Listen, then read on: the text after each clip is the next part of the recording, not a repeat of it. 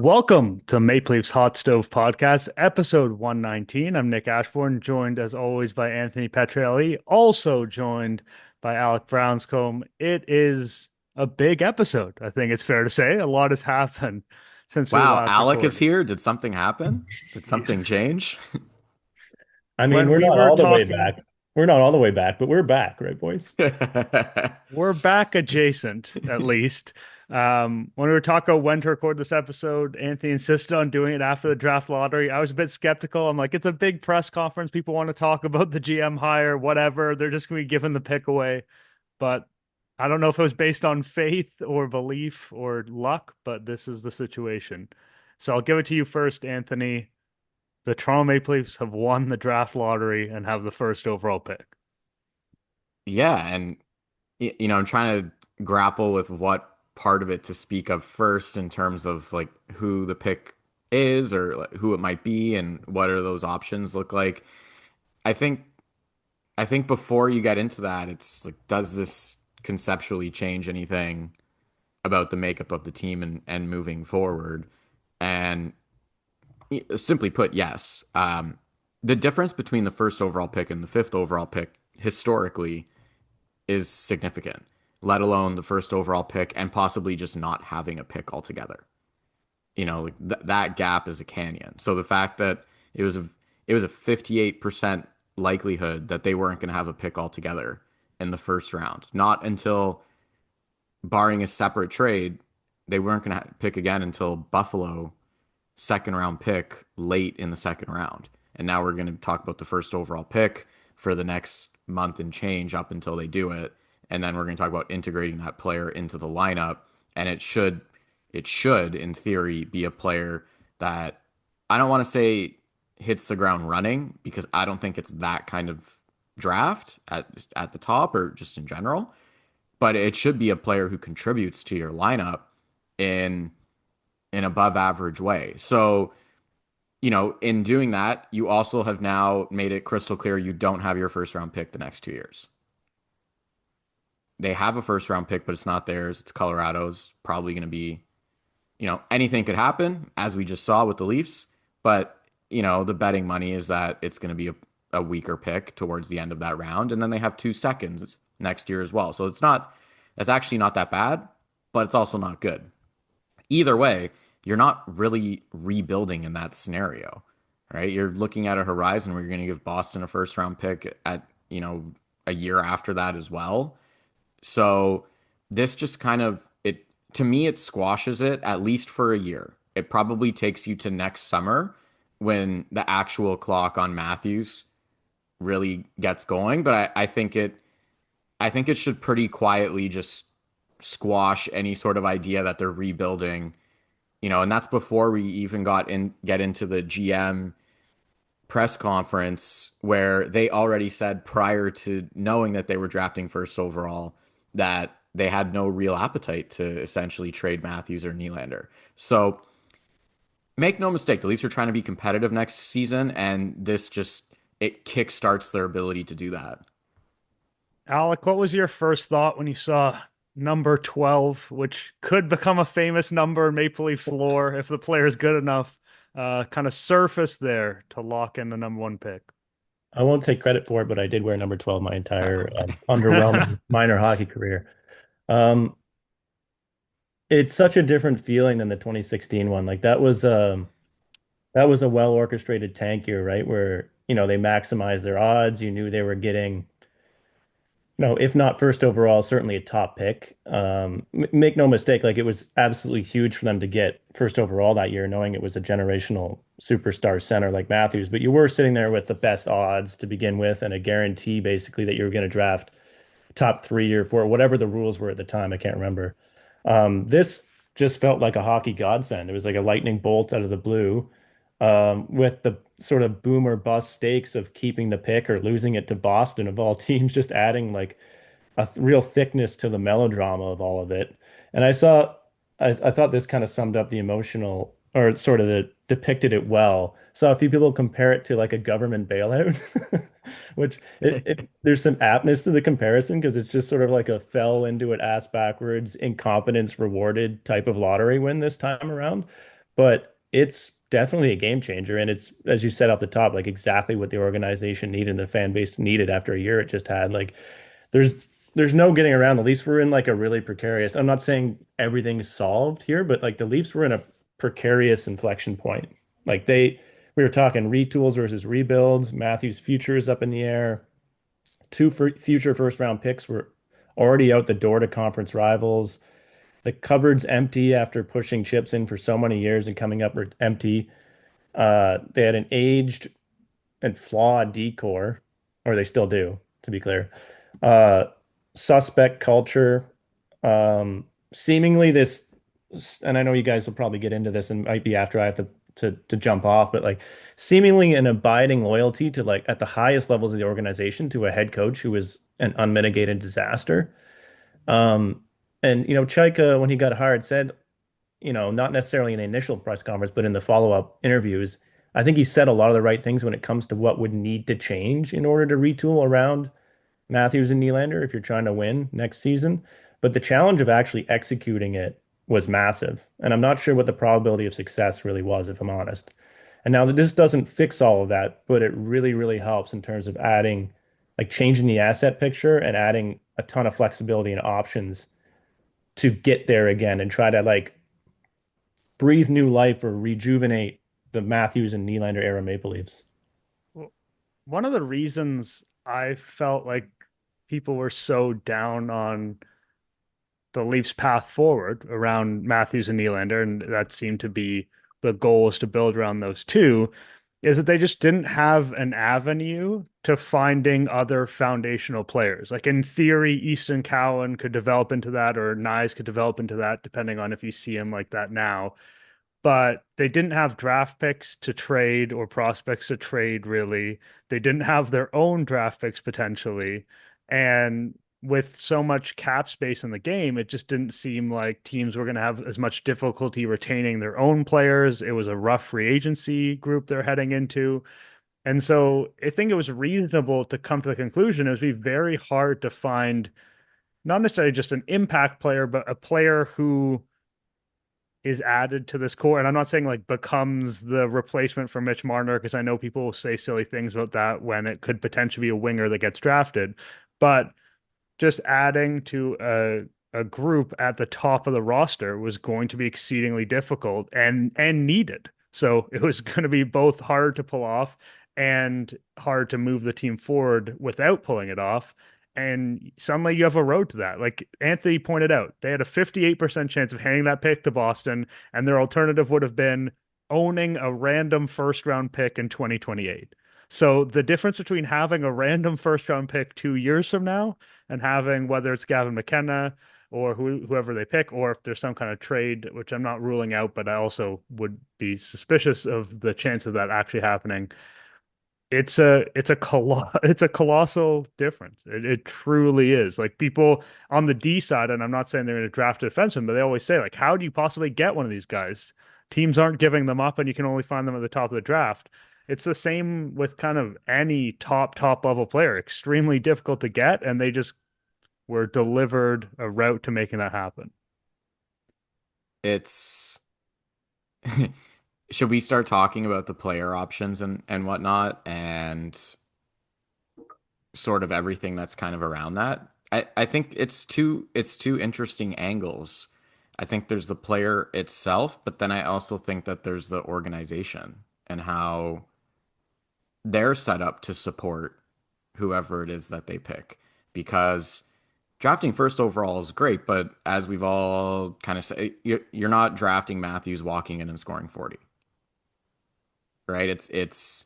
I think you're going to draft a really, really good player, hopefully a foundational piece to your franchise moving forward. It's probably not that kind of player though, right? And you think about first overall picks that have played for the Leafs, it's, Wendell Clark and Matt Sundin is drafted natively. And then you have, or sorry, not Matt Sundin, Wendell Clark and Auston Matthews. But then you have Matt Sundin, who was a first overall pick, and you have John Tavares, who was a first overall pick. All been very, very good players. So I don't know if this is going to be that walking in. So I'm curious how the Leafs manage that. And it's a much smaller scale, obviously, but we spent a lot of time last year talking about how they managed Easton Cowan. Like he didn't far less pressure on Cowan to make the team, but it really felt as if they were narrow-minded and stubborn on him being on the team right away. He had a preseason, he didn't score a single goal. They had that line in mind for him early on, Scott Lawton and Steven Lorentz, and it looked good in preseason. No one's going to argue otherwise. But then Scott Lawton got hurt, so he didn't even have the preferred line mate situation. We're not going to, I'd see Nick smiling. I'm not even going to talk about how they just ruined the rest of their lineup because of that The first injury. domino to But getting this yeah, first overall pick yeah, was Scott Lawton getting hurt. yeah, just not even going to talk about any of that yet. It's just to say that they had a plan. It was completely shot before the season started. He wasn't even that good, and they just insisted on him being on the team anyway. And then they kind of booted him around the lineup. We all know what happened over the Olympics. He didn't play in the month of February. And I mean, we've said this a few times, short of them just falling apart the way that they did, if they were in contention, he wasn't going to play every night. He wasn't playing every night. They went on that little win streak leading up to the Olympics, and it was yeah, we don't necessarily see him as an everyday contributor to this lineup as we're trying to make a playoff push. So once the season was effectively over, yes, they did play him, and they probably in the narrow view of developing Easton Cowan, they were bailed out because he did play a ton down the stretch and look good. But short of that, it was a poor plan. Everything that they did from a development standpoint was extremely poor. And now we're going to talk about a first overall pick. And again, it's not going to be a guy that's going to walk in and be unbelievable day one. It's going to be a guy that's going to be good, but they're going to need to develop him and bring him along. And so are they set up to do that? I don't know. Is this the right coach to do that? I don't think so. We just saw what he did with Cowan, and I don't think he's put a single system in place since he's been here of significance. So, these are all major questions I have moving forward. Anyone listening will know how I feel about Craig Berube at large, regardless at this rate. But it's just, to me, it's another stake, right? Where it's like, okay, please, it's time to move on. Please bring in someone detailed and able to coach a modern player systemically and get this thing on the right track. Like this is all going to be part of whoever they pick to me. That's valid, but I also think that stems from kind of suspicion of the competence of this organization top to bottom, and that's also valid. But like for a lot of I teams, was like, what's not valid here? Nothing has been no, competent. I'll just say for a lot of teams, you get the first overall pick, and we don't begin the process of worrying how they're going to fuck that up. Like we begin the process of being excited and looking at who. And I'm not saying you're wrong about that. I am 100% with you on Craig Berube. I think bringing him back as head coach next season would be nothing short of a disaster and a massive indictment on the new leadership. But I feel if we could also live for a second in the like, here's the exciting player you might No, get. it is exciting. It's a bit of a weird spot. This isn't a traditional first overall team in my mind. No, There are veteran stars in place. They want to compete. They should have been a lot better than they were last season. He's not going to Vancouver where they're just going to say, yeah, play on the first line and you'll just figure it out as we go and no one really cares and the pressure's low and this is all just fun, happy time and we're in this extended honeymoon period. Like he's going to walk in and people are going to want to see results. And the Leafs are going to have to manage that. They're going to have to insulate him correctly. They're going to have to cultivate that environment. They're going to have to protect him in any number of ways, from on ice to off ice. Everything is going to have to be managed. It's going to be sky high. I love the enthusiasm. I share it. So this isn't trying to put a damper on it. It's saying you can feel it already in the fan base. Like we're back, right? We heard it from Alec already. It's like, we're back. It's like the Leafs need to manage that themselves and make sure that they're bringing along whoever they add in properly and they're, creating that safe environment for them. Like that's all important stuff here. It's management, it's development, it's the coaching staff, it's his line mates, it's who's he hanging out with on the road, like who's looking after him, all these things. Like I think they can do it. It's not to say that they can't. It's I'm saying that they need to change things. Like last year was just the marks of last year are still deep for me. Even though I know that there's a new general manager in place and all, like I'm keenly aware that there's a new general manager in place. But like we need to see these actions starting to shift. And we will talk about the new general manager at length in this episode. But before we get away from that, Alec, when you again learned that this was going to happen, what thoughts did you have about, the players that the Maple Leafs might take? Like, what's your level of investment in the idea of, Gavin McKenna being the name that everybody knows, that people are most familiar with as a potential number one, but also, there are dissenting opinions on who the best player in this draft is or how the Leafs should approach this pick. I mean, I'm not going to sit here and give like a convicted answer on it without having done, as Keith Pelly likes to say, due diligence first. Extensive due diligence. Extensive, deep due diligence. Um, it's going to be something to revisit and think in this podcast in the weeks ahead. I do wonder about the overexposure angle of it with McKenna in terms of the numbers are ridiculous. Like look into them a little deeper if you haven't yet. And I'm sure others are more versed in this draft. I never really let myself get there. I was thinking that this would be a debate for Canucks fans to have or whoever it was going to be, right? So I just couldn't get there emotionally enough to actually invest time into it. But people were calling him Marner's replacement. Go compare Marner's D1, D-1, I should say, or his 17-year-old production in the CHL to McKenna's. It's not even in the same stratosphere. Like Marner was hovering below a point per game. McKenna's in like, I'm not saying that he's on this level or this in the stratosphere, but he's on the McDavid and Crosby plane in terms of production in the CHL as a 16, 17-year-old. So it's not, I get it. There's a bit of the small winger bias that may or may not be fair. He's not big. He's not a totally well-rounded 200-foot beast that you could see jumping in and, basically hitting the ground running in the same level as those other aforementioned superstars. But I lean toward he's like McKenna's probably more in the Bedard territory than he is like whatever sort of, but like it's not to me, this isn't Shane Wright where there's not a consensus number one. And, he got overexposed, sure, but he also had like some serious question marks about his true upside by the end. And it becomes an open debate at number one. I do see, and I think we're going to come to this conclusion slowly over time as people get a little more familiar with the draft class. I think there is a clear one. I think it's a fairly small, it isn't a giant step down. It's not a Matthews to Line step down between one and two. I do think Stenberg's got a lot of things going for him that are really, really interesting, and the Great World Championships could really gather momentum there as well. But I think it's a drop off after two, and I think the gap between one and two is a little bit bigger than people are saying at this time. But I'm also open to like I need to see Stenberg more. What he did in the top level Swedish hockey against men is rarefied air for sure. You really do have to respect it when you watch in the World Juniors. Like he stood out immediately as a stud and like, the type of guy NHL teams win with in terms of the style of game he plays, even as a winger. So great problems to have. Is all I'll say. I'm super glad we're talking about this and not like we're almost trapped in this like mushy middle. Like, when are they going to finally rebuild? When's Matthews going to pull the plug? Style sort of limbo. We could have been in that for a year or two.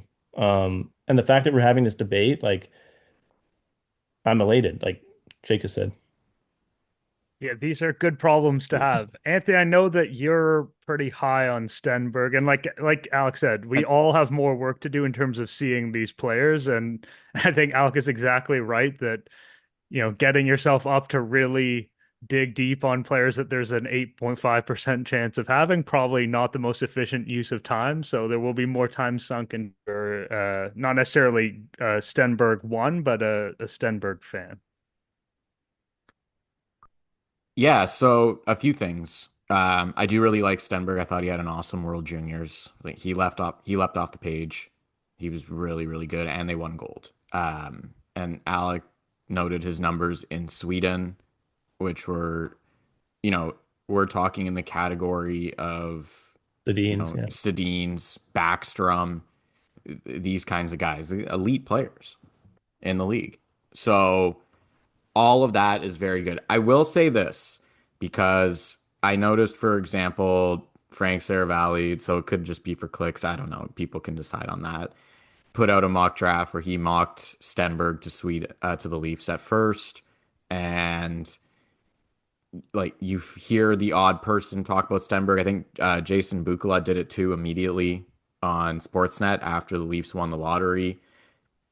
What I will say to that is I did reach out to a few scouts I know in the actual hockey scouting community, not the online worlds that like people probably wouldn't know these people's names, just to say like is this an actual thing? Is this a debate? Are people really arguing in favor of Stenberg over McKenna or where things are at? And the general consensus is like no, like it's McKenna. And I think I'm not obviously can speak for the entire hockey community. I'm just telling you what I heard when I spoke. You could also even just go read Thomas Drance just put out a piece at The Athletic where he spoke to anonymous scouts and was quoting them. And every single quote was essentially working off an assumption that McKenna was one. There was discussion about defensemen or Stenberg or whatever, but pretty much everything that was said was working off this idea that McKenna's the first overall pick. And, to Alex's point, like he crushed the WHL a year before he was even draft eligible. And then he had maybe strong is a exaggerated word. He had a good season in college. He was better in the second half. He did have that one weekend where he had like 10 points. I think he had an 8-point game or something. That kind of, it greased up his numbers a little bit. But generally speaking, the point here is I think most people that are tied to it are sitting there and working off of McKenna's the first overall pick here. And I know it's a winger, but you kind of I'm not comparing them and saying they're the exact same player, but the one kind of guy you would hope for that to end up being is something more along the lines of like a Patrick Kane than like Alexei Lafreniere, for example, or something to that effect, right? Like Kane walked into the league and had 72 points. Like he led Chicago in scoring by 10 points. That's pretty significant. So I'm sure we're going to hear a lot of noise. The Leafs need to add a D-man. The Leafs, which is true, they need to add multiple D-men actually. But if you're far and away, if you're looking at that first pick and you're thinking, this guy is a Kane level talent. I'm not going to say he's Kane. Kane's a first ballot Hall of Famer, 3-time Stanley Cup champion. That's a crazy comparison to just throw someone on, or I've heard Nikita Kucherov or things like that. But if you think he's that level of talent, you draft that player and then you figure things out from there. You don't trade that or that possibility because you're sitting there saying, well, we need a defenseman and this guy who's tracking like he's Noah Hannafin is potentially on the table. Like that's a foundational mistake that's out the window. So I think as you explore it, well, and see the numbers, unless something changes between now and then, which it could because Stenberg's playing in the World Championships. I mean, if he has an incredible World Championships that turns heads, like I think he'd have to have, from what I was told, like a very, very good World Championships to actually bridge the gap. But short of that, I think it's pretty fairly McKenna. Yeah, that seems logical to me. Like when you're talking about the first overall pick in the entire draft, I don't really want to hear about need or even really where the franchise is in terms of deciding who the player is. Like you are hoping that it's one of those drafts where the guy at the top is special. McKenna feels like the person who's most likely to be that. It's no guarantee, not a flawless player, not a flawless prospect, but um, if you worry that your team is over indexed on wingers or offensive oriented forwards or something like that. Like you can solve that problem later. Like get McKenna in-house, and then if that means you're going to trade Nyes because you want to redistribute talent, I think it would be a big mistake if they kind of forced it for a defenseman, especially when it doesn't seem like there's consensus on who the top of the board is defenseman. They like there's a lot of good prospects there, but it's not like there's a gleaming 1B and that guy is a defenseman. If there was, maybe there's a No, case, but I, like that doesn't seem to be the case. from my initial conversations and understanding, I don't even think there's a defenseman in contention Yeah, for exactly. the first overall pick or second overall pick, to be honest. I think most people are generally it's McKenna or it's Stenberg. I think anyone beyond that's honestly just they're overthinking it or just unfamiliar or both. Um, I I don't think you would. I think you'd be extremely hard pressed to find a scout who's been following it along properly and has credibility that's going to sit there and say, yeah, the Leafs should draft a defenseman first overall. You could say they could trade down and draft a defenseman, but at the one spot, I think that's like pretty. I think that's clear. That's fair. Alec, I know that in this podcast episode overall, you wanted to talk a little Pelly at the Are we very done least. And with the draft? Well, Are that's we what and I'm Chayka asking. hire. I'm And asking if Chayka there's hire. I think other we have to. thoughts on the yeah. draft. We kind of No, have we to do will. some Chayka stuff too, right? Like we haven't recorded since they hired him. Obviously, it Oh feels yeah, like that's all. It's all Yeah. part and parcel. Oh That's yeah. all. It's the We will decision, the presentation, everything. we will get to all that. Now, the idea of Wingard before we get into general manager and whatnot. Um, does that make you more likely to trade someone else? Is that even feasible? I guess is part of my question. Or are you just gonna say, you know what, let's just load it up. We'll figure out other paths. I think, like I said before, I just don't think like this team and the spine of it is not good enough to justify getting cute. Like they need talent. Team is not talented enough. So get the best talent and yeah, you can figure things out. Yeah, like I'll put it this way. It's sort of unfortunate that the Leafs won the lottery in a year where there wasn't a top dog center or a true number one caliber defenseman available. That's what the team could use more than they could use a winger. Um, it seems a little bit shitty to complain about winning the draft lottery because it's not the perfect draft for the way your No, team I'm is not built. complaining about it. I'm just saying you're going to add a foundational piece, but let's also be realistic about the fact that it's not plugging the major holes on this team, which are center and defense. So, in some roundabout way, you're going to still have to address those things. And obviously,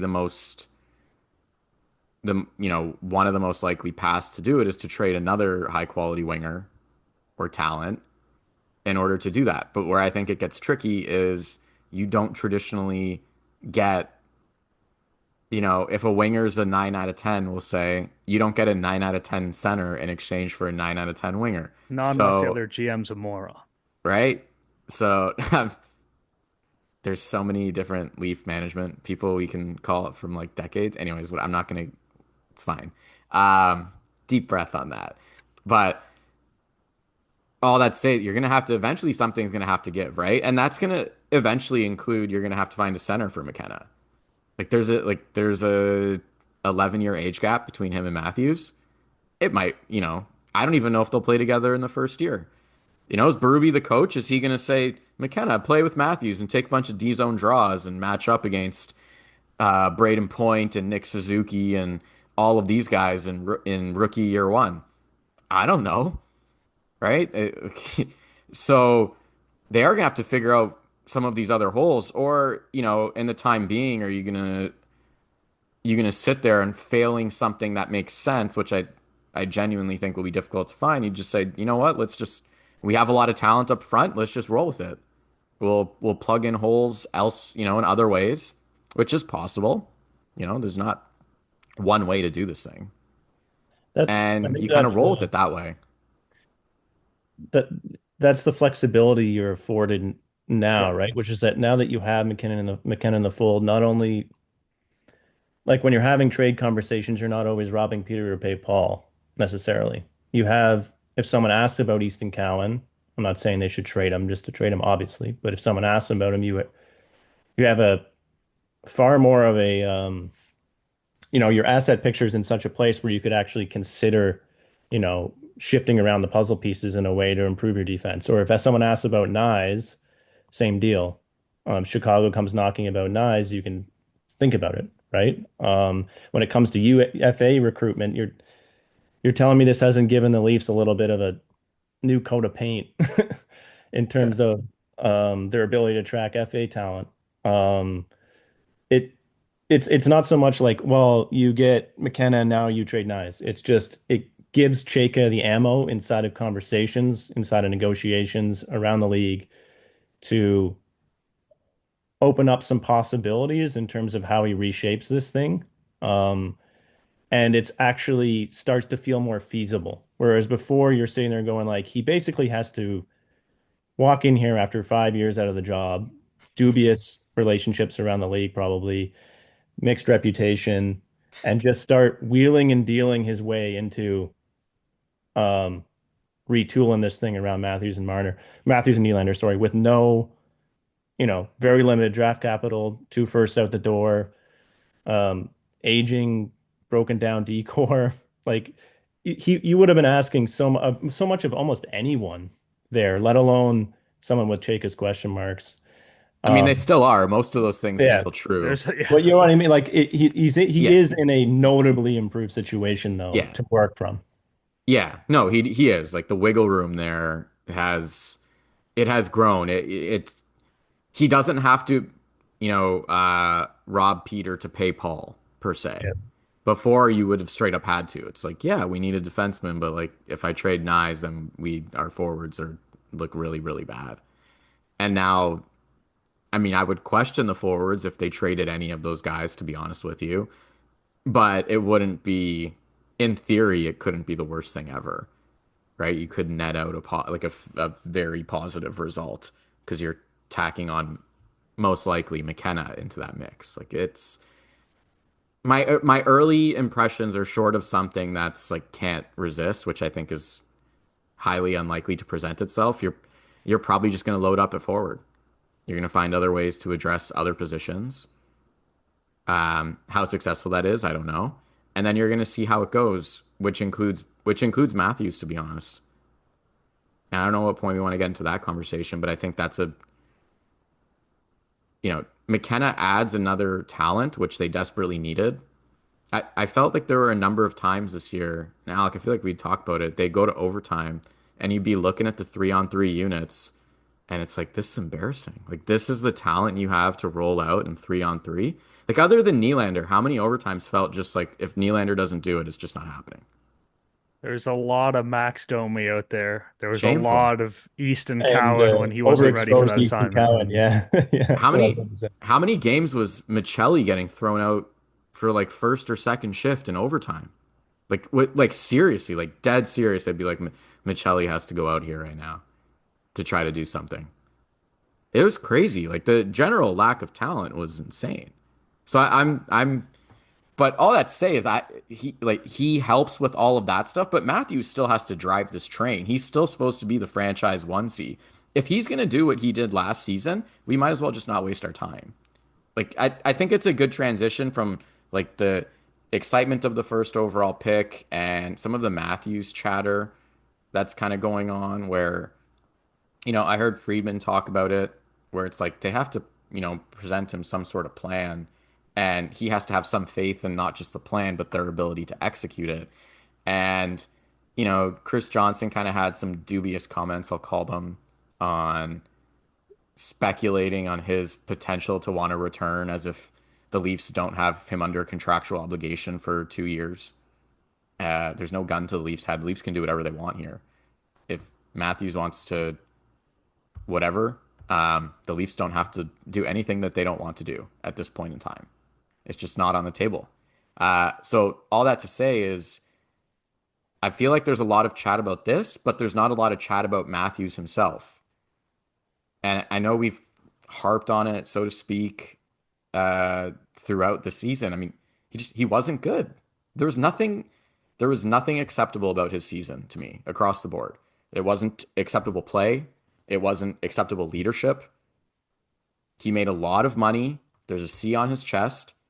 I don't think he did anything correctly this last season. Like honestly, it was a bad season. It was a bad season through and through. And like Where if I'm he where I'm at with that is, so the reporting is a little bit confusing this time. I think yeah, the the reporting's stupid. but the way I read Matthew's exit interview, it came off as genuine to me was, Yeah. ideally I'd like to be here and win here, but I obviously need to hear a plan articulated to me, and I need it to be clear that I'm a part of it here. And that's totally fair. He's almost 30 years old. He's won nothing in the league. If he said, I'm here no matter what, it doesn't matter. I don't, even if I never win a cup, I want to be a Leaf to the end. That'd be nice, I guess, in some weird way, but it wouldn't be realistic, and I would never expect that of him. The weird, if you're to believe any of the reports that he still has reservations, even coming off of, the McKenna news and the new management turnover, and obviously there's conversations that need to take place there. I'd be a little bit disappointed if Matthew's response wasn't fired up. Let's go. Let's get back on the march. Like, you missed the playoff once in 10 years. Like, I don't know. There's going to be a setback at some point in your career here. And he played, as Anthony just sort of outlined, a significant role in that failure. So if his response to this isn't, I want to make it right, um, obviously we need to support the top players here better. But if that's not his response, it's kind of like similar to what you're saying. What are we even doing here? Like, if Yeah. one year goes wrong, you heavily contribute to that, and then you go, I'm not sure this is for me, then you shouldn't be the captain here. You probably shouldn't be here long term. I just don't think that's No, I really don't. how he's approaching it at all. No, I I, really don't. I agree. I'm not criticizing anything that it's I think it would be fair for him to sit there and say, well, what are we doing here? Especially a month ago, Of course, right? yeah. Like, right? It's valid for him to go wonder like what's going on. Like, do we have a plan? Trey was a mess. He couldn't articulate a plan for 3 months until he got fired. The deadline was embarrassing. Our coach has no idea what he's doing at all. We might be the worst systemic team in the league. Like from a structural play and product, it might be the worst coach team in the league. So for him to sit there and question those, all of that is fair. But at some point, what I also think is fair is we need to hear from him where it's like, I need to be better, which he kind of took accountability for the first time, I think, honestly, that I can remember at the end, right? He did acknowledge like he needs to be better. But I don't know if there's a disconnect in the media framing of this and like the reality, which is probably likely, if anything. But I'm hearing so much of, well, the Leafs need to sell Matthews. The Leafs need to, present whatever to Matthews. And I just keep sitting there going, but Matthews also needs to present the Leafs a better product. He needs to present them a better captain.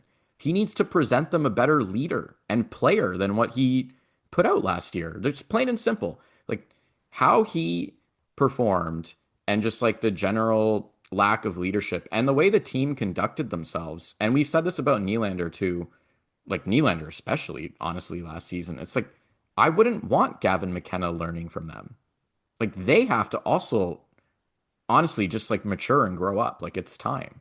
Like that's as big as any conversation I'd be having with Matthews. Be like, you also, like, we want you as part of this. We think you should be here. You're the captain. This is a big responsibility. All of these things, but you also need to mature and grow. Like this should be an opportunity for you, a first round pick yourself 10 years ago, to take on this first round pick and be a real leader and really cultivate him. Like the only guy I felt, at least from the outside looking in, that provided any of that for Cowan last season was Tavares. Like there were times where those guys would play together and I'd sit there and say, I don't even know if this is great necessarily on ice result standpoint, but I could see the development and the confidence growing with Cowan while riding shotgun with Tavares, and just the growth of that, right? The excitement that Tavares portrayed for Callan's success and how he helped bring him along. But like it needs to be Matthews. End of the day, it needs to be Matthews. You're paying him a lot of money to also be that guy. Like that is a factor. He's making a ton of money. This is Well, not a $9 million player. if he doesn't bounce back, then like if he's the same guy he's broadly been the last couple of years, then whatever retool you're doing is not going to work. It's not going to work. Like, in the press conference, Chayka said Matthews is the type of player. I don't know this exact quote, but like our entire existence with the Coyotes, we were looking for a player like this. He said effectively that, and he's right. That organization never had a player like that. But that description does not accurately portray the Matthews of the last 2 years. The Matthews of the last 2 years is not a player that a franchise spends its entire existence trying to get. That's a player. I'm not saying it's easy to get because he's probably like a 35, 40 goal pace center with defensive competence, like a very high level player, but not a transformational talent who is dragging you to success. And I think Matthews has been that at times during his Leafs tenure, even if it hasn't led to the playoff success. But it'll be interesting on the leadership side how that is perceived and understood, because this is the first test of that where like they are going to want to see him mentor. Like I know Easton Cowan was a good prospect and he projects to be a good player, but this is the first time the Leafs are going to be bringing in a talent beneath these guys, younger than these guys significantly. And as you said, saying to them, like, bring this player along. And what we've seen thus far is not super encouraging in terms of projecting that that will work well. Now, I don't think it's also fair to say that it won't work. We just don't know. But that's a big reason why I know that like Mats wasn't brought into the building in the context of, oh, we're going to have Gavin McKenna. We need to change the culture for an elite talent like that who could be coming in. Obviously, they didn't know any of this was going to happen. But like the reason why it's important to change the culture is because stuff like this can happen. And even if they weren't rebuilding, at some point there's going to be a next generation where you want to establish a better, more functional team culture. And I'm not promising Mats can do that, but it's interesting that there's like an early litmus test for all of this when we might not have really seen anything concrete on the culture thing, all of next season in a different context. And I know, Alec, on that, you had a point about Sundin. I'll let you speak to after they won the lottery. Yeah, I absolutely love the way he handled the question. It only took three or four but before someone jumped into like, Mats, you know what it's like to play in this market and have these expectations on you. Is it this going to be a really young player? How do you think he's going to deal with that? And he didn't do he didn't even entertain the question, which I loved. He didn't couch it and there are unique challenges here or we have to protect them, so on and so forth. He just outright said it's going to be an honor for this person to play for the Maple Leafs. That's all he said. Like So, this is the best place to play, and it's going to be an honor for this individual to pull on the Leafs jersey, and he just left it there. That has been sorely absent in the entire approach to the way the Leafs talk about the market pressure, the perks of being in Toronto. It's I Go ahead. I have a little treat for you. Are you ready? Yeah. I was curious. I wanted to pull out. I was like, I wonder if Shanahan said anything 10 years ago when they won the Matthews lottery. Are you ready for the quote? I remember it, I think. I wouldn't put too much pressure on any one player. We recognize that at this stage, whoever's coming in here is going to be a young person, a rookie, and not going to have the weight of the world thrust on their shoulders. This is not going to be a savior. That's not the way the game is played these days. You need to have a full team. Yeah, The, they the, don't need to be protecting. I think it's part of the culture of the previous regime that I think does have to shift, which is that it's just this idea that you need to constantly be on defensive and constantly be protecting the players from the dangers out there. And I get the instinct, and I think you do have to be a little bit more careful with certain things in the way you call out players, the way you speak publicly. But they needed badly to start just leaning into the we're the Toronto Maple Leafs. Um, whatever, like Sundin, I think we should get into this before I have to run about like the whole Pelly of it all and Sundin's role within the structure, but this is where he can really, to me, add value. And he already is adding value just in little subtle answers like that. I think slowly but surely, and then hopefully that trickling down into the leadership group and in the players and the way they're integrated and the next generations of them, including possibly McKenna. I think we're starting to see the value of what Mats can bring in this regard.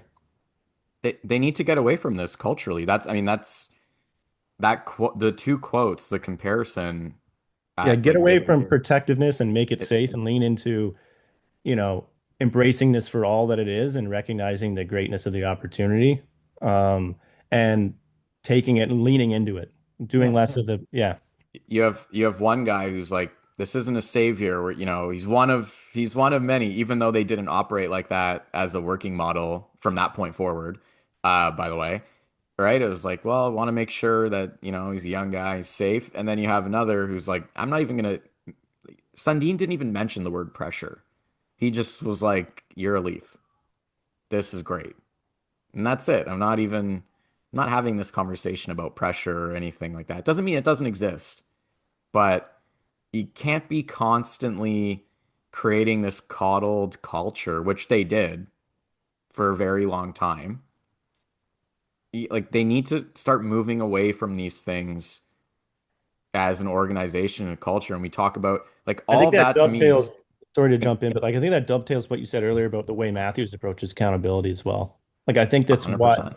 he grew up in, that culture of just defensiveness. Don't give them any rope to hang you with. And there's a line to be walked there. Like he shouldn't be going out and ripping on himself every night after every loss and taking on every single failure, even ones that clearly aren't his own responsibility. But he should have a little more Chris Tanev in him when it comes Yeah. to just putting himself front and center and saying, it starts with me. I have to be better. Like it's not hard to say that. People would have celebrated him so quickly and would be so quick to embrace him for admitting that. I just don't think they get it. They never fully got that element of it. It's just like, yeah, bear down. Don't give the media anything. Don't admit fault. All these, and you see guys like Tanev who've been around the league and have, you know, kind of understand what being accountable to a proper culture is like. They know that you lead from the front in that, and that you accept blame when appropriate. You don't hide from it. So that's the culture that has to change. And Sundin, I think, is a step in the right direction. Um, exactly what his role is something we should probably get into though, and like what Yeah. this like reporting structure looks like, and how exactly this looks under Pelly. Yeah. And just general thoughts on the choice. Like I'll let you lead it off. I know you might On have to hop off Chayka. soon.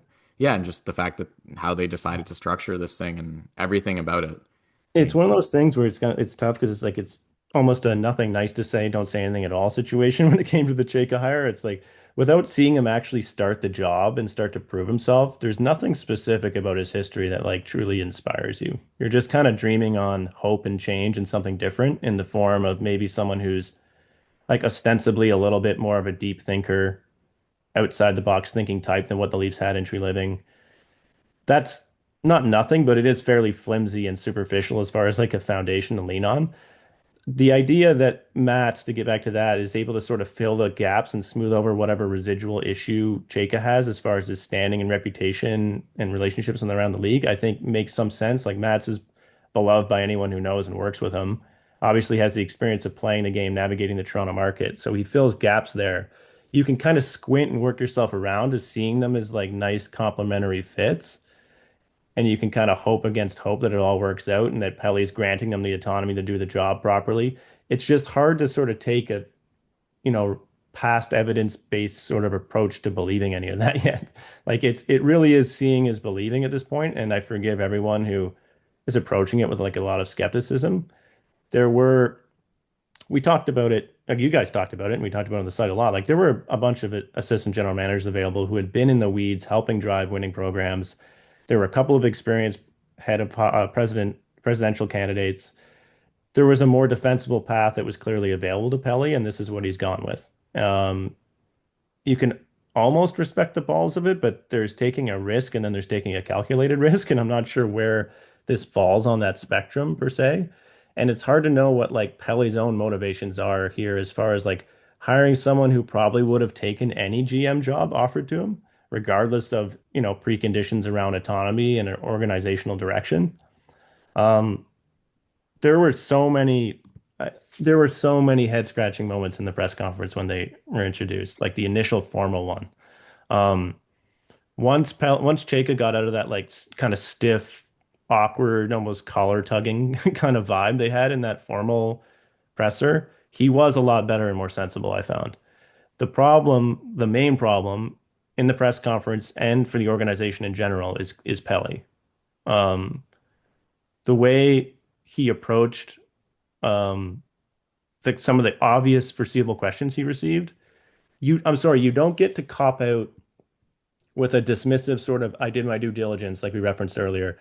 This is not a problem kind of answer, and then double down on it again when there are that many legitimate question marks about, Chayka's history, which is, uniquely checkered by exceptional circumstances like penalties and suspensions by the league, and has frequent character question marks out there. You have to give something on the circumstances around it. You have to, even if you have to be a little bit vague, you have to at least get into like Chayka's evolution since then, his character. You have to make references to talking to people around the league, even if you can't name them, obviously, and talk about what they said that gave you confidence and comfort in him. You can't do a trust me, bro thing when no one trusts you in the market, first of all, and certainly not when it's that controversial of a hire. And then you have like, I know I'm getting on a bit of a rant here because the press conference drove me insane initially. I felt a little better after some of the follow-up by Mats and Chayka, but for a guy in Pelly who yammered on about structure and alignment until his face was as blue as his glasses, I don't I don't really get the lack of clarity around the reporting structure that he gave. He gave a horrible answer on that. Like he was completely unclear. He gave some garbled answer about collaboration that kind of ended nowhere. And you know what that felt like to me, to get back to like the structure of this whole thing as it originally asked? We know the reason the announcement was delayed is that Sundin was mulling it over, right? Like I think we get that became clear. Yeah. He wasn't interested in just a ceremonial role if he was going to uproot his family and his life and come back to Toronto. Um, they had to, I think what might have been happening in the press conference there is they had to make it extra clear his voice matters. Like even though it's ultimately Chayka reporting to Pelly and making the final call for the two of them, I don't think Pelly, in light of that kind of context, I don't think he wanted to like immediately second fiddle Sundin in front of the public like that. Um, so while that makes some sense as like an explanation, it doesn't really give you total confidence though. It's like everybody should be entirely on the same page and upfront about what the hierarchy is, how this works, who makes the final calls, or it absolutely has the potential to blow up in your face when the rubber meets the road on, difficult decisions, clashes of mind, ego clashes. Like it really doesn't give me, and I think this is what it circles back to in the end for me. It really doesn't give you much confidence that Pelly is really backing off here as much as he clearly needs to. So, yeah, long story short, Pelly is a disaster, but I loved seeing Sundin in the mix. I liked the way he started within the role in terms of championing the organization in the city. And I actually did find Chayka to be pretty reasonable overall in the follow-up interviews. It's just seeing is believing with him. Like there's just isn't the resume to blindly believe with him. And he's obviously facing some very big challenges, even if his job got a little bit easier yesterday. Yeah, I mean, I think you touched on a couple things that were really important there. One is just the lack of clarity on Sundin's role. I think all of us are happy to see Sundin in the building, but at the same time, when Chayka's the GM and he's reporting to Pelly, it's like if you draw an org chart, Sundin's like off to the side, and I don't even know where the arrows go around him. He's like in his free bubble. And so it's just unclear how influential he's going to be. And to be honest, it's unclear how influential he should be on a number of things, right? Like he's someone with very little to no managerial stage where he is old enough and far enough removed from his playing career that he doesn't want to uproot his family to have, as you mentioned, sort of a ceremonial role or a role where he's just basically learning on the job because, this is a 55-year-old man who's very accomplished. But at the same time, he's not qualified for like the big job, like the president or something like that. So he's in this weird middle area that it makes it a bit like ambiguous about what he's going to bring to the organization. I mean, Pelly is such a punching bag right now. It's hard to know what to say about Pelly that is in any way novel. As you said, he kind of asks people to trust him, but no one trusts him. He operates as if he has a lot of credibility, but he has no credibility. Like there just isn't anyone who has faith in, and it is possible there's a disconnect between the way he's presenting himself and the way he acts behind closed doors. But he comes off like one thing that stood out for me about Pelly was when he was asked about Ty Domi's influence on the hiring process, which is a reasonable question because that had been widely reported, and you can draw lines to Sundin and Chayka from him. And then he used that as an opportunity to slip in the AI is bullshit type deal. And I was like, why are you like that's just a self own, like why are you dredging up negative storylines about yourself to try and deny that, like your denial is already on the record and this is not about you.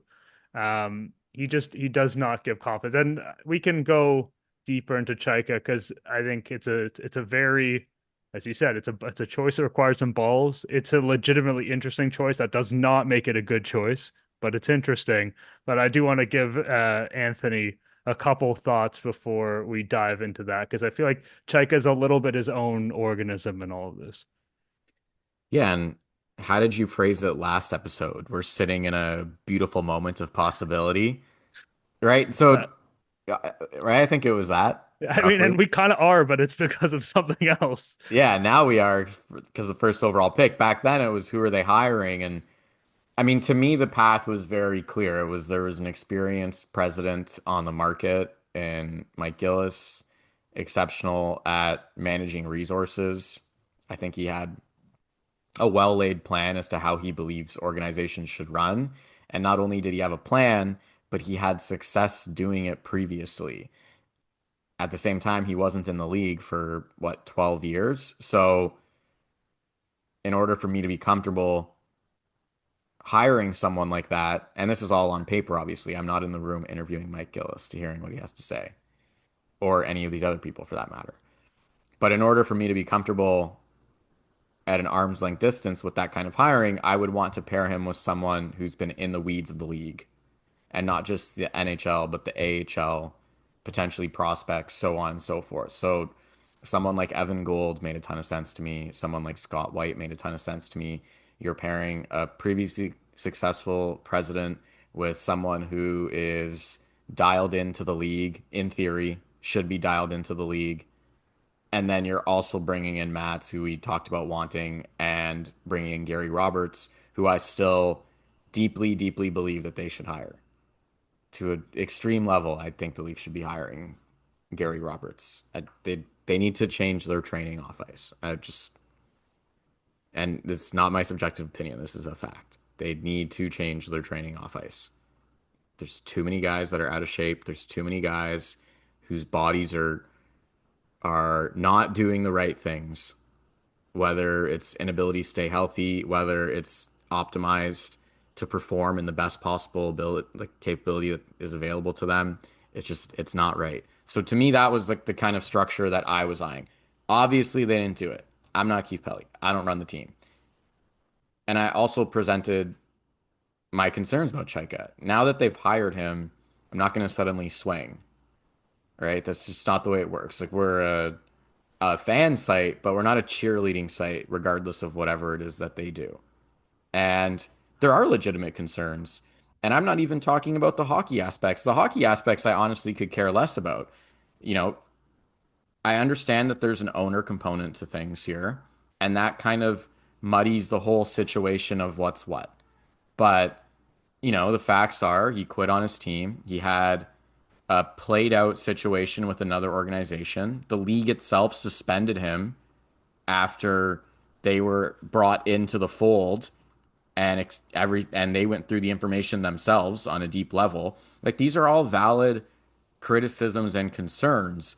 The most disappointing part of the presser, to what Alec was saying, is they didn't address those adequately. Shake on his end, it was I know I made mistakes, and Pelly essentially just deflected across the board. He could have sat there and said, "This is how he's changed." I mean, you had to know these questions were coming. It was actually amazing to me how unprepared he looked. And I don't know if that was arrogance or stupidity, but he was completely unprepared to answer that line of questioning. And you could see it coming a mile away. I mean, Simmons was already writing about it. I mean, he was getting the Chayka thing was getting panned for days before this announcement because everyone knew it was going to be the announcement. Like Yeah. the the temperature was already high when they For stepped into the room. How don't you know that line of questions coming? And they're valid. These are valid concerns and criticisms. And I do think the fan base is owed notable answers to those items. That's What's the point of having a press conference then? If you're not going to be honest and open, and I get that there's a degree to which you can't be. It's not to say spill every secret you have, but you do have to have a respectful dialogue. And yes, the way he approached it is going to put anyone on their back naturally. I get that. You're getting approached like that. I think most people are, and they're going to be defensive. But Gino Reda asked fair game questions about him just not being in the league. And it's not a concern. Why isn't it a concern? He hasn't been in the league for 5 years. That's a fair question. That deserves an answer. It definitely does. It definitely isn't, I'm not concerned. It's okay, why aren't you concerned then? That's a long time to just not be in the league. And you had the job, you've had one job, essentially in the league. You were an AGM for a year, and then you were the GM for 4 years, and then you didn't work in the league for 5 years. And that was it. That's your whole history in the league. So for someone to sit there and say, "Hey, are you concerned about this?" Just go, "I'm not concerned." That's, we talk about the Leafs and standards. They should be below that. Like if I'm the MLSE board who Pelly reports to, and I watch that press conference, I'm like, what just happened? And the most unfortunate thing that I found about the entire situation is once the press conference at large ended, once they got into the scrums, the Chayka interview with Elliot Friedman, the Chayka and Sundin interview with Kipper and Bourne, when all of those things were happening, I was like, yeah, this is fine. Like he didn't say anything wrong. Like it was completely normal answers. I didn't have red flags popping off in my brain. Like everything I mean, the proof is going to be in the pudding in terms of what he's actually able to accomplish, but they were completely fine interviews. Like they actually didn't, like, I don't know if it was just me. Did they make you feel bad anyway? I was like, yeah, okay, this is fair. Like everything he's saying is like normal. Yeah, I mean, so like Chayka comes But off as an operator. but when Pelly was there, it was a straight up problem. Like I'm saying like the vibes of Pelly in between them, which I also think was wrong. Why would you position Pelly in between them? If he's not supposed to be involved, Mister, I'm not talking about the left wingers on the team. Why would you put yourself just visually in the middle of those two? Like I'm off to the side almost, and I am introducing the guys I've hired to run it. And I'm going to talk about the process at large, maybe address something like why isn't this a concern that he hasn't been in the league for 5 years kind of thing. But I'm visually trying to pass it off to them. Instead, you are square in the middle and you ruin the entire press conference. Like it was brutal. Like everything about what he did was brutal. And I felt bad actually to some degree for Chayka and Sundin because like I said, I don't actually think that they were unreasonable. But to what you're probably going to say is, yes, he's high level. He's like very high level and corporate in his answers. Yeah, I mean, yeah, again, like we can spend a long time ragging on Pelly, and it'll probably make for fairly popular audio. I think the way he started the press conference was insane. Like the way he did like a plug for real sports and then talked about how hardworking the Raptors had been in their loss. Like that was ludicrous. Know the audience, man. No one cares. No one was tuning into the Leafs opening GM press conference thinking about the Raptors at any capacity. I'm sorry, they weren't. Yeah, he was defensive. He was a bad presence. I don't think we learned anything about Pelly. I think that Pelly kind of confirmed priors Yeah, about it's just him in that press conference. So I'm more interested in Chayka and Sundin and how they presented.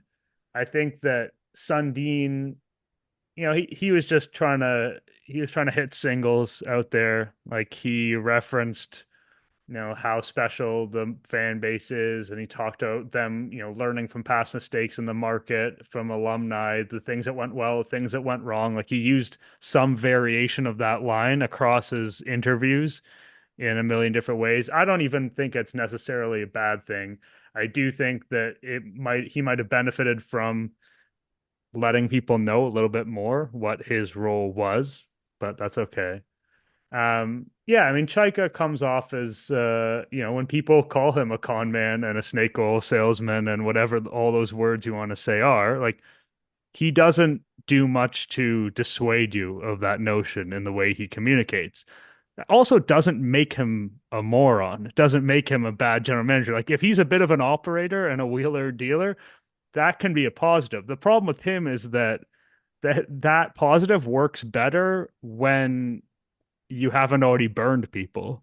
Like he's coming into the league with a bad reputation where people won't give him the benefit of the doubt. And I think that's a legitimate negative in terms of him doing business from here on out. But that's a prediction. We'll see how that goes. Like the proof is in the pudding with that. In terms of the hiring itself, I can understand rationale for it happening. I don't necessarily agree with it. I mean, I think what Pelly saw was a combination of I want it wouldn't have been my choice or yours. But no, that doesn't mean no, it's wrong. I'm just but being honest. If you were like I'm rooting for I'm that putting guy. this rationale forward because I think that the coverage has been so negative about it, like just solely negative, that the whole thing was an absolute sham and it's ludicrous. Some balance is valuable. So if I'm Pelly, what I probably saw during this process was the combination of someone who strikes me as young, energetic, forward thinking, data driven, which is something he valued, as well as having tangible experience in general manager role. And that was probably a compelling combination to him. Like a lot of the kind of up and comer types were the AGM types, and a lot of the people who had experience as general managers were people who were maybe older and more conventional and didn't align with what he thought the franchise should be doing decision making wise. Again, does that make him the best candidate? No, but that is a package that I can wrap my head around. The other that would be a story I would believe under different circumstances is that Chayka was a guy who got a big role that was too big for him when he was really young, and he wasn't ready for it. Well, that's obvious. And he failed in that role, and now he's older. He's had some success in a different field. People like to joke because it's Wendy's, but whatever, it's business. Who cares? He's had some success in a different field. He's come back, he's more mature, and he's ready for it now. The problem with that story is that I don't think he earned the role in the first place to be GM in Phoenix. Like, I don't think he was an incredible whiz kid. He kind of backed his way into that. And secondly, he didn't say really anything about that. He had very vague things of like, I'm not proud of every decision I've made or whatever, blah blah. I'm looking ahead. But there was no humility in the like, I wasn't ready for that. I'm ready for like that's a story that I think might have been somewhat compelling to people. They're like, this is a redemption arc. This is someone who we believe in the traits of, and it's been an odd career for him. And people saw his talent early, but he wasn't ready to manage people. And both, I mean, they probably wouldn't use those exact terms, but that sort of idea. And I didn't see any humility in him. I didn't see any kind of acknowledgement of like proper acknowledgement of mistakes made in the past. And so if anything, he was asked about managing people, and then this really ground my gears in such a minor thing. But he made a point to talk about, his franchises and how he had like millions of dollars in revenue when he was asked about, like hundreds of millions of dollars in revenue. He was asked about managing people. I'm like, that's unrelated to managing people. You just wanted to say that, and like you being that kind of person frustrates me. So, Yeah. like I said, I can see. I noticed that too. It was like a little attempted flex in there where it was Yeah, like it's like, you didn't need to, if you were more secure, you wouldn't have said this. yeah. So I could think of the characteristics that Pelly saw and them being interesting, and I could see the idea of the maturity growing and buying in on him at the right time. I just didn't really see early evidence of it. But like the evidence will be way more important in terms of the actual transactions made. So like Yeah. this is speculation, but there was a possibility for me to come away from this m more hopeful than I think the average person who just hates it from the get-go. And that opportunity was not met with what I saw. Yeah, my general views are I wanted to see and hear more accountability and action since taken to address very real concerns. And then I was a little bit more worried off the original press conference at the podium because I also didn't come away from that going like, wow, look, sounds like a really smart guy, if nothing else. Like it just didn't, none of it sounded good to me. But then, as we said, got away from Keith Pelly, and suddenly, like the overall tone and demeanor started to shift. And so, like, there are some potential positives to flag, and some like things to look to in the future kind of piece. Um, so one, I think he did a reasonable job at points of identifying issues, right? He talked about their breakouts and their neutral zone and their defenses and mobile, and those are all like very obvious problems, but people don't always identify them. So, or they think it's something else or whatever the case is. They're not tough enough. They're like they need to fight more or whatever, right?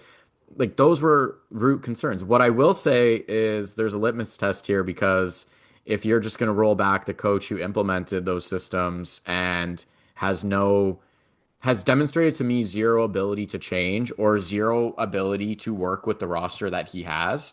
Like I think Berube has a very narrow mind in terms of this is what I need. And if I don't have it, it's like, okay, you give me Matthias Michelli, it is what it is. You give me Connor Dewar, I don't want him. And then you watch him go to Pittsburgh and he has a really good season. Like he had a really good season. It's like, I don't want Pontus Holmberg. He doesn't fit my view of what a checker should look like. It should be Steven Lorentz and Dakota Joshua. Like this is I'm generalizing here, but to me that's how Berube operates in a nutshell, without me going into like a 30-minute rant on it in detail. But for Chayka to say these things now, they don't jive with Berube and what he wants. That is, I don't.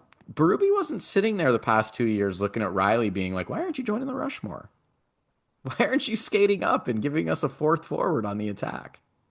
That's not his style. So we'll see how that kind of comes together. So there's a part of me that's like half, I like what you're saying here, but also are you going to execute what needs to be done in order to get there? And it's because it's not just player personnel related. You are Yeah, I so mean, far past that. You have to understand this. I carved out however many minutes that was to try and play a little devil's advocate and present some of the possible positives around Chayka. I rescind every aspect of what I said if they keep Berube. Like, Yeah. that's a non-negotiable. It makes no sense if you're trying to win. Like, the only justification for keeping Berube around last year as it got deeper was like the stealth tank, which has now worked. But beyond that, like he doesn't seem to have buy-in from the players. Again, we've had a lot of discussions on this podcast of all the reasons why we think from deployment to philosophy, he was a really ineffective coach that cost them a notable amount of points in the standings last season. They are not operating with a massive margin for error. This is not a team where you can say, throw any coach behind the bench and this team is going to get 95, 100 points, get into the playoffs, whatever situation may be. This is a team potentially could be fighting tooth and nail to get anything done, to get to the playoffs, even.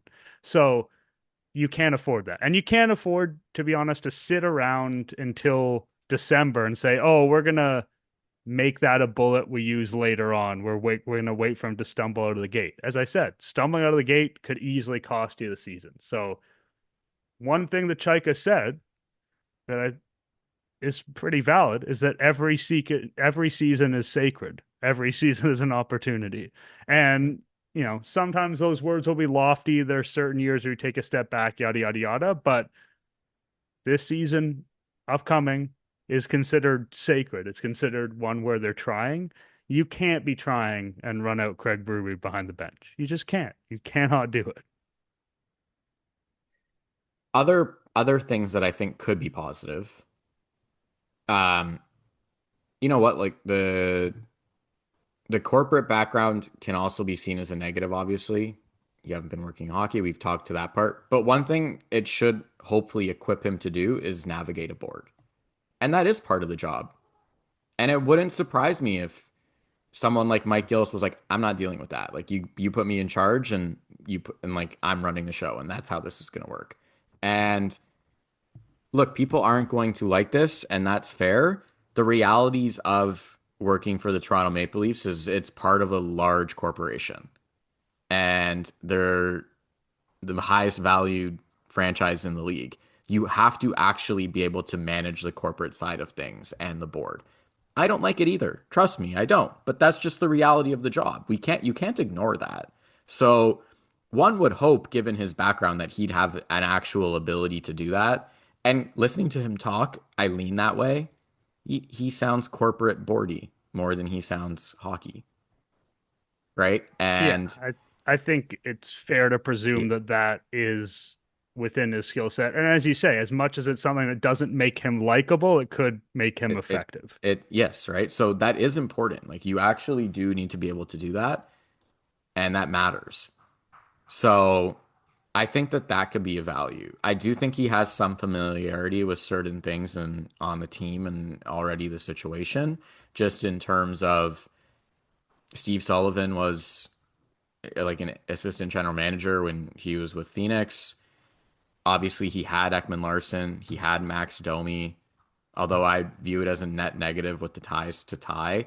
I think people are going to sit there and say he traded Max before, like he'd do it again. I don't believe that to be the case. I think Arizona was terrible and he was doing Max a favor, getting him out of there. I don't think Toronto would be the same way. I think if anything, he's here to stay. And I generally find that problematic. Not that I'm going to get into a whole rant on Max Domi at this moment. But he does know a few players and have some familiarity with certain guys. That always helps. The biggest thing I'd probably say, though, as a benefit to Chayka is he has demonstrated an ability to wheel and deal. Like 24 trades and not even 4 full seasons is a lot. Like the Leafs should have had a fire sale this offseason, this trade deadline. They made 3 trades and not a single one was like noteworthy good. You could maybe say the Nick Waugh one, but we're also going to sit here for the coming months and say, man, the Leafs really need a right-handed center. Like it was just like he got an offer out of nowhere and took it. And fine, like they have a first-round pick next year, and I'm not saying it's a bad trade. I'm just saying like you just got rid of a guy that you're going to now have to try to replace. God knows how you're going to do it. And he's been pretty productive since going to Colorado, by the way. He has 3 goals already this playoffs. And so Tree Living just had a complete inability to make trades. I think Chayka's the opposite of that. I also, people are coming out and it's like, well, the league hates him. Like no one's going to make trades with him. I will be curious if that plays out. I don't think that's how it's going to play out. I could be wrong. We could sit here and say he's getting blackballed. I don't think he would get blackballed. People act in their own self-interest. If they think it's a good trade, they'll make a trade. Yes. But there are times where having good relationships is beneficial, and we'll never be able to measure the difference. We'll never know what could have happened if he was better regarded around the league, right? So like that may be a thing, and but at the same time, it's not really worth sinking that much of thought into because you'll just never know If what the effect of it is. Look, like if preseason starts and Leafs have made zero trades between now and then, I'm gonna sit here and say, okay, there's probably something happening here. Like he has to make trades. They have six defensemen signed. It makes no sense. Yeah, if six And defensemen signed and that group is unacceptable, and yeah, he has identified that that group is unacceptable. yeah. So And remember when we said that Trey should have taken that OEL trade, that the Justin Falk one? That's 15th overall pick now. So they would have went 1-15. I just it makes it's so frustrating. Um, but I do like the Leafs situation, to your point, warrants trading. Like this isn't just plug these holes via UFA. Like when Trey got here, it was like, yeah, I'm gonna sign Tyler Bertuzzi and Max Domi, and that was all he really had to do, right? And then eventually he signed some defensemen, and that was kind of just the situation, and that was it. That's not this situation. You actively have to trade guys. You have six defensemen signed. You have what should be a first overall pick making the team, so that takes you to nine guys for next season already, not including two RFAs and Nick Robertson and Michelli, and then not including anyone else beyond that, also under control, whether that's Jacob Quillen, Bo Gruel, like whoever else. But that would be 11, 12 forwards and six defensemen and three goalies. Like trades are required straight up. And if nothing else, he showed an ability to actually make trades. And he made some like pretty reasonable trades in his time in Arizona. I didn't look at his body of work of trades back when I originally criticized him and said like that's the reason not to hire him. I did look at his overall success, which was non-existent as a reason. But in the vacuum of making trades, yes, he was able to complete deals and actually make quite a few pretty good ones. and also showed an ability to think outside the box in terms of taking on contracts and money, which is Yeah. something that the Leafs absolutely should have been doing and didn't do any of last season. Living disaster in a variety of ways. And then, the other component with him in terms of the way he's being evaluated is the draft. And I know that people say, okay, the 2016 draft was a success, and then there were some rough picks after that. That's fair. At the same time, 4 years, I don't know if that's enough.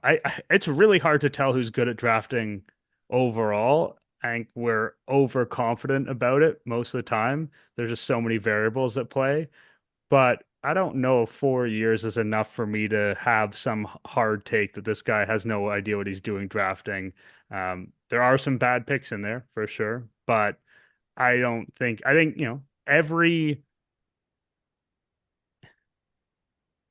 every way that people feel about him going into this process is almost exclusively negative, and he's being seen through that light. So if you're looking through a negative lens, you are going to see the worst of it and make that interpretation. And I'm not saying he doesn't deserve a lot of it. Like the ethical components for me are more damning than any bad draft pick. Like Yeah, that was the that's sole way focus of more. my concern. It wasn't like the his drafting.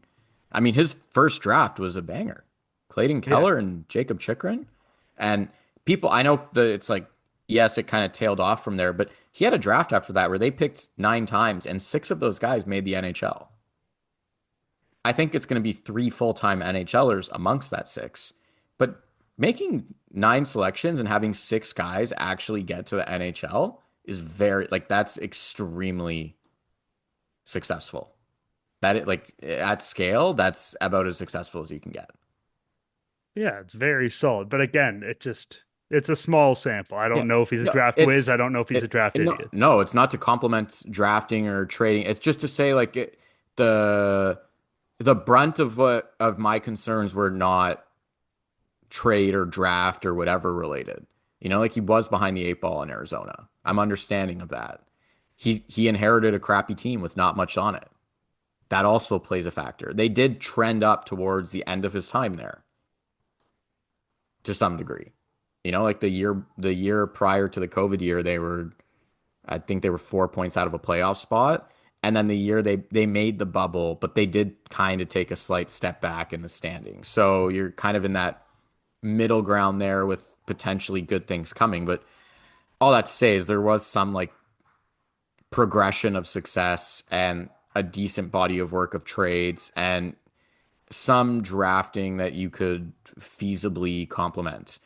It was the other stuff, right? Like you still quit on your team.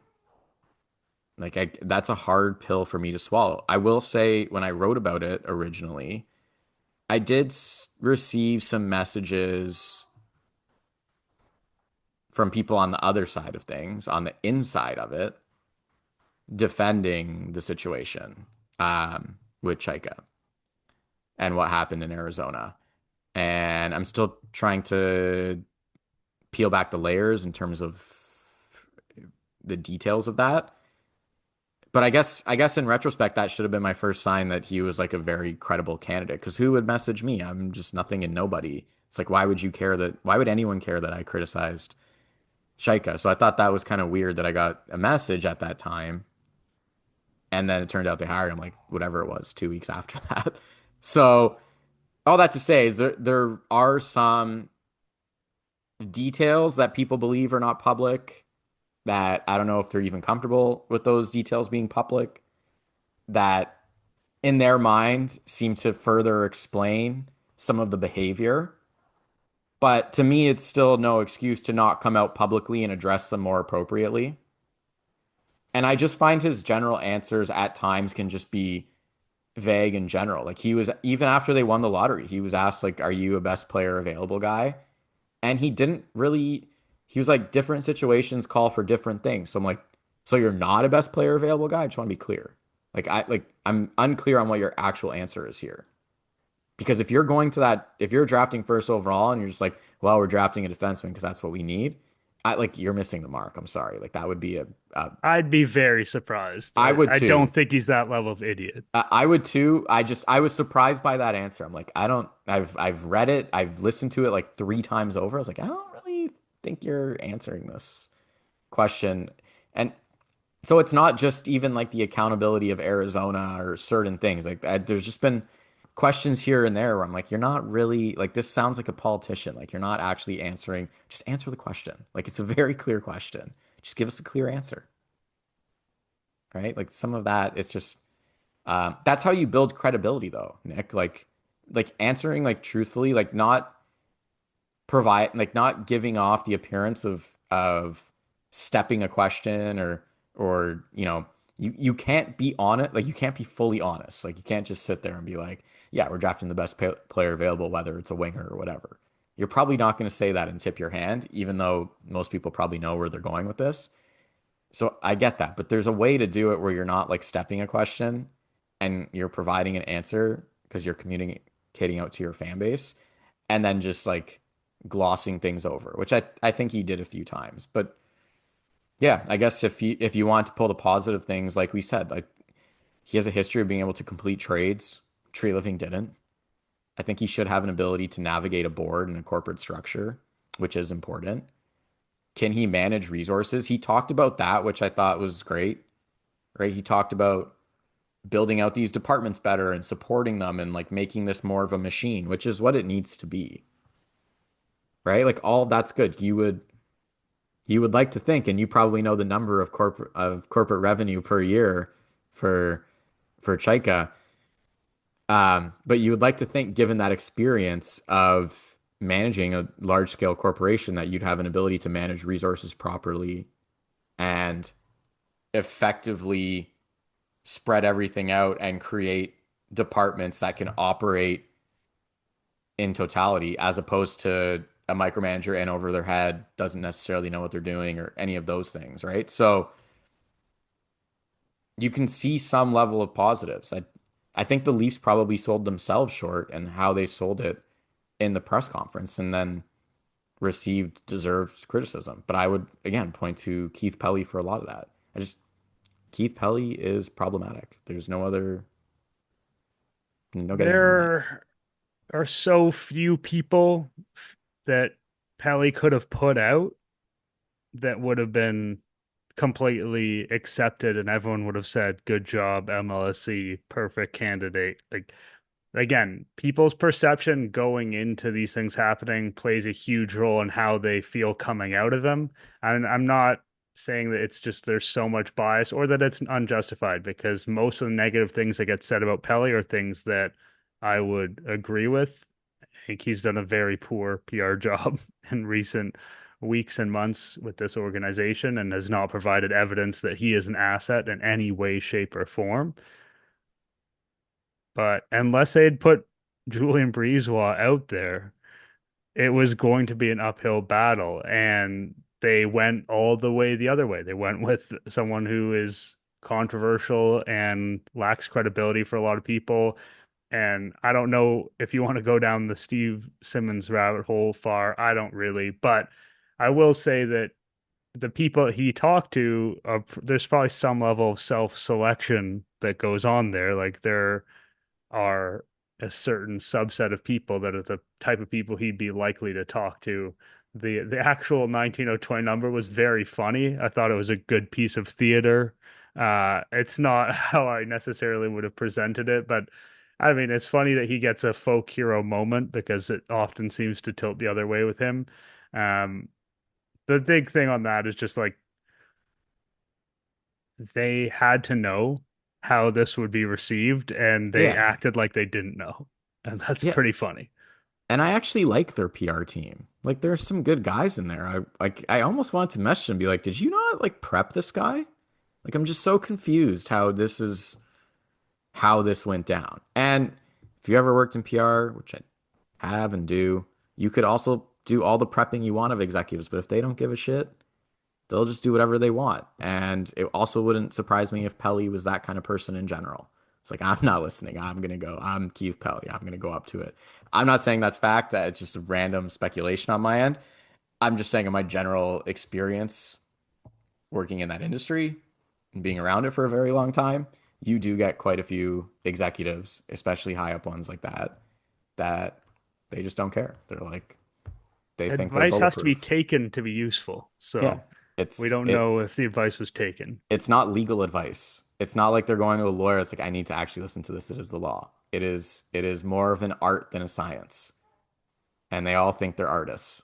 So it's yeah, like it could have went a lot better. Like you could reason certain like that decision in certain ways. They just it wasn't a good way of presenting it. And then all throughout that you have Matt Sundin there. It's like, and I love Matt's. Like there's certain things that he said throughout that time. We talked about Matt's a lot. I'm just like I'm still kind of unclear on his role. But like I think he adds value. I guess we'll have to see how that plays out. And I'm not sure we're going to get an answer for that. If there's anything else that you wanted to add, this might be a wrapping point. We have covered a Yeah. lot of ground today. Also, for our listeners who are not watching on YouTube, Alec did leave midway through. We did not just Yeah. ignore him for the last sort of 35, 40 minutes there. That's something that I probably could have noted for the listener, but he may have figured out. Um, anyway, good The contributions while I was here, but it's been just the two of us. Alec hasn't been muzzled for the last 40 minutes. the only thing that I was going to add on Sundin is I found the dynamic kind of interesting so far. The Friedman interview with Chayka where he asked him directly. He said, if you want to do something and Mats doesn't want to do it, what happens? And he just said, then we don't do it. And Friedman was like, that's it. And he's like, yeah, like we have to be aligned. And I thought that was interesting.